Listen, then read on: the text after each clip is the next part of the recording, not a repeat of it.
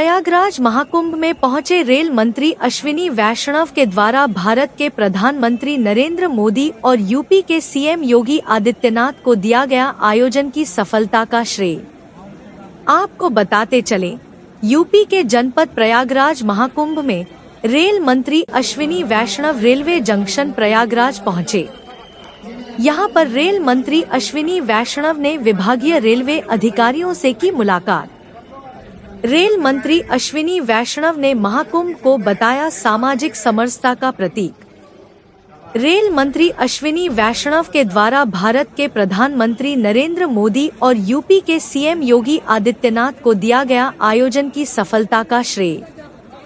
16,000 से अधिक ट्रेनों का संचालन, 5 करोड़ श्रद्धालुओं को सुरक्षित यात्रा की सुविधा। श्रद्धालुओं की सुविधा और भीड़ प्रबंधन के लिए रेलवे ने किए कई नवाचार। महाकुंभ से मिली सीख के आधार पर रेलवे मैनुअल में होंगे स्थायी सुधार। कैमरामैन अफरोज अंसारी के साथ यूपी रिपोर्टर मोहम्मद उमर कुरैशी की खास रिपोर्ट, जी भारत न्यूज। का आयोजन हुआ है, ये बहुत ही महत्वपूर्ण है। सामाजिक समरसता का, हमारे भारत में, हमारी सभ्यता में एकता का संदेश है। इसमें मैं धन्यवाद देना चाहूंगा माननीय प्रधानमंत्री श्री नरेंद्र मोदी जी को। उनके नेतृत्व में इतना जबरदस्त आयोजन हुआ। मैं धन्यवाद देना चाहूंगा माननीय मुख्यमंत्री श्री योगी आदित्यनाथ जी को, इतना अच्छा इसमें आयोजन हुआ। मैं साथ ही धन्यवाद देना चाहूंगा बिहार और मध्य प्रदेश के मान्यवर मुख्यमंत्रियों को भी। सबके सहयोग से रेलवे ने सबका एक साथ मिलकर एक बहुत क्लोज कोऑर्डिनेशन के साथ काम हुआ, और इस क्लोज कोऑर्डिनेशन के कारण जहां हमने 13,000 ट्रेन की प्लानिंग की थी, 16,000 से ज्यादा ट्रेन, 16,000 से ज्यादा ट्रेन चलाई। करीब 4.5 से 5 करोड़ के आसपास श्रद्धालुओं को लेके इसमें संगम में और महाकुंभ के दर्शन के लिए ला पाए। बहुत ही क्लोज कोऑर्डिनेशन रहा राज्य की पुलिस के साथ, आरपीएफ का, जीआरपी का, और जो रैपिड एक्शन फोर्स वगैरह जो लगी, सबका क्लोज कोऑर्डिनेशन रहा। रेलवे के सभी विभागों का बहुत अच्छा क्लोज कोऑर्डिनेशन रहा।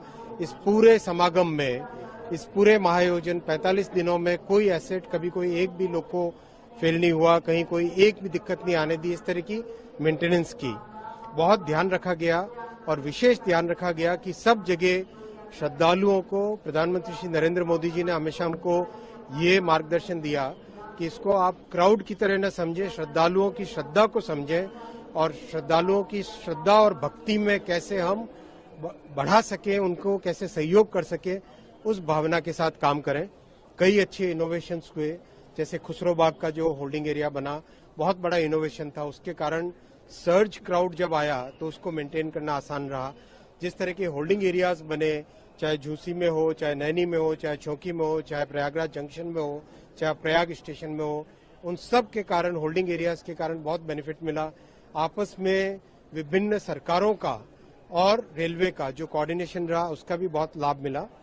इस सबसे जो सीखने को मिला है, टीम पूरा उसका एक एनालिसिस भी करेगी, और किस तरह से रेलवे के जो ऑपरेशंस मैनुअल्स हैं उनके अंदर एक परमानेंट चेंज लाने के लिए भी व्यवस्था करेंगे, जिससे कि आज से जो लर्निंग आई है, इस महाकुंभ से जो लर्निंग आई है, उस लर्निंग को हम देश के हर जगह, जहां पर भी क्राउड, जहां पर भी अचानक पैसेंजर्स का सर्ज आता है, उसको हम संभाल सके, उसको ढंग से मैनेज कर सके। सर, इसमें चुनौतियां क्या है और इसका इम्पैक्ट क्या आगे जाएगा? सबसे बड़ी चुनौतियों में एक विशेष ये था, आईएनएस आ जाओ। सबसे बड़ी चुनौतियों में एक सबसे बड़ी चुनौती ये थी कि किस तरह से जो श्रद्धालु रिटर्न जाने वाले हैं उनको इस तरह से कंट्रोल किया जाए, किस तरह से मैनेज किया जाए कि इस स्टेशन पे लाना है या किसी और स्टेशन पे ले जाना है, इस सब का विशेष ध्यान रखा गया, और इसका बहुत लाभ हुआ। जैसे मैंने बताया आपको, खुसरो बाग के होल्डिंग एरिया के बना देने से एक सिग्निफिकेंट इम्प्रूवमेंट आया। एफओबीज 12-12 मीटर के जो बनाए, उसका सिग्निफिकेंट इम्प्रूवमेंट आया। जो वॉर रूम बनाए गए हर स्टेशन पे, डिवीजन में, जोन में, रेलवे बोर्ड में, उस वॉर रूम से बहुत अच्छा क्लोज कोऑर्डिनेशन हो पाया। किसी भी फील्ड से जो भी इनपुट आता था, उस इनपुट के ऊपर तुरंत रेलवे बोर्ड से उसका अप्रूवल, कार्रवाई वो करना, उसका एक बहुत बेनिफिट मिला। तो इस तरह की जो चीजें, लर्निंग्स आई है, उसका देश भर में लाभ होगा। है